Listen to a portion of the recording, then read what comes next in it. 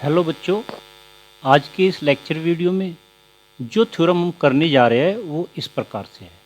If G is a group of finite order n, then the order of any A belong to G divides the order of G and in particular A की power n is equal to E। देखिए, ये theorem हमारे लिए very important होने जा रही है। इस लेक्चर वीडियो को आप अंत तक ज़रूर देखिएगा। ये थ्योरम हमारे लिए इसलिए ज़्यादा यूजफुल है क्योंकि हम इसका यूज जो आगे थ्योरम आएगी उनको करने में करेंगे, इसलिए आप इसको ध्यानपूर्वक देखिएगा। ओके, यहाँ पर हम लेकर चलते हैं जो प्रूफिंग में लेना है हमको। देखो, G is a group of finite order n। तो हम सबसे पहले गिवन लिखते हैं। गिवन क्या है? गिवन है हमारा कि G है is group such that finite order n है, means order of G is equal to n। ये हमें गिवन है। Then order of any a element belong to G, यहाँ पर मैं एनी एलिमेंट लिख देता हूँ।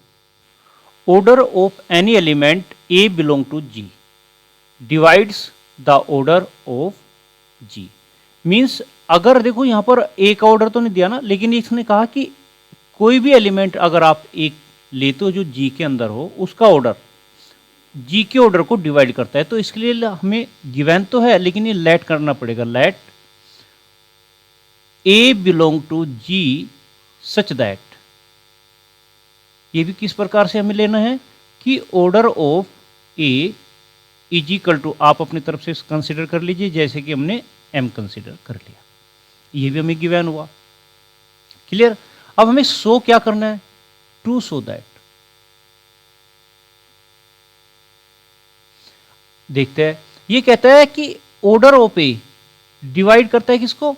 ऑर्डर ऑफ G को। दैट इज हमें पहले शो करना है कि order of A is divisor of order of G। ये और ऐसा भी लिख सकते हो आप कि M is divisor of N।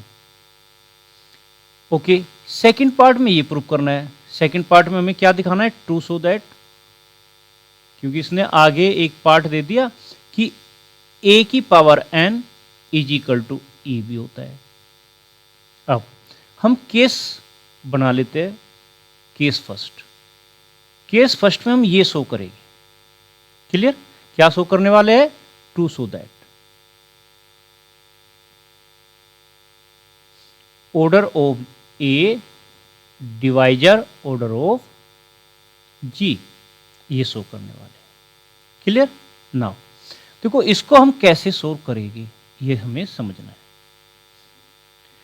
यहां पर हमने कंसिडर किया है कि A का ऑर्डर, ये गिवन है ना, A का ऑर्डर M है, तो इसको लेकर चलते हैं। Since order of A is equal to M, अगर order of A is equal to M है तो इसका मतलब ये होता है A की power M is equal to E, where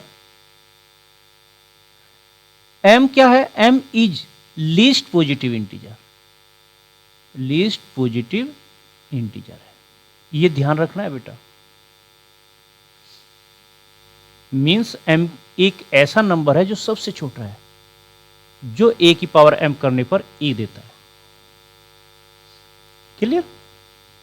okay, अब यहां पर एक पॉइंट हम समझते हैं। देखो, अगर A की power M equal to E है तो अब हमें यहां पर एक प्रॉपर्टी यूज करनी है। वो प्रॉपर्टी किस प्रकार से है उसको मैं यहां पर नोट कर रहा हूं, उसके बाद आगे का समझाऊंगा। ये थ्योरम है, if G is a group such that A की power n is equal to E for A belong to G। Means कोई ग्रुप है हमारा, उसके अंदर कोई एलिमेंट ऐसा है जिसका a की power n equal to e मिलता है, क्लियर। तब h is equal to A, मतलब जो h है वो a के द्वारा जनरेट हुआ है, कोई सबसेट है जो a के द्वारा जनरेट हुआ इज सब ग्रुप। ये आप स्टेटमेंट यहां पर यूज करने जा रहे हो इससे आगे, क्लियर। इस स्टेटमेंट में क्यों, क्योंकि यहां पर देखो a हमने कहां से लिया है, a हमने g से लिया है, राइट। और इसमें a की पावर m करने पर हमें e मिलता है। तो हम इससे आगे यहां पर स्टेप लिखना चाहेंगे, इस थ्योरम का यूज करके, देन वी कैन फाइंड, ये आपका रफ वर्क है, लेकिन ये यहां से मैं नेक्स्ट पेज पर लिखता हूं, अदरवाइज आप कंफ्यूज हो जाएगा इस चीज से। देन इंप्लाइज, हम एक ऐसा सब ग्रुप बना सकते हैं जो ए के द्वारा जनरेट हो, that is A is equal to generated by A is subgroup. मैंने वहां पर ये स्टेटमेंट आपको दिखा, मैं इस स्टेटमेंट का यूज कर रहा हूं क्योंकि यहां पर a की पावर m है जो इज इक्वल टू e देता है। तो a के द्वारा एक ऐसा हमने सबसेट तैयार किया a जो a के द्वारा जनरेट होता है जो कि सब ग्रुप है, या आप ऐसा सच दैट ये लिख लो, आप इसको a को दिखा भी सकते हो कि a इज इक्वल टू, या मैं ऐसा करता हूं, implies a equal to a square a की पावर 2 3 एंड सोन a की power m is equal to e, this is subgroup. जो स्टेटमेंट मैंने समझाया आपको उसके बेस पर हमने ये प्रूव कर दिया, जो कि a के द्वारा जनरेट हुआ, राइट। यहां तक कोई डाउट? ओके। अब इसका मतलब ये हुआ कि हमारा जो ऑर्डर ऑफ a है वो m हुआ, इसके बेस पर हम कह सकते हैं ना, क्लियर। अब देखो बेटे, यहां पर ऑर्डर ऑफ जो a एलिमेंट था वो m था ना, और यहां पर ऑर्डर ऑफ कैपिटल A जो सबसेट है जो कि सब ग्रुप होता है, उसका ऑर्डर भी कितना हुआ, m हुआ।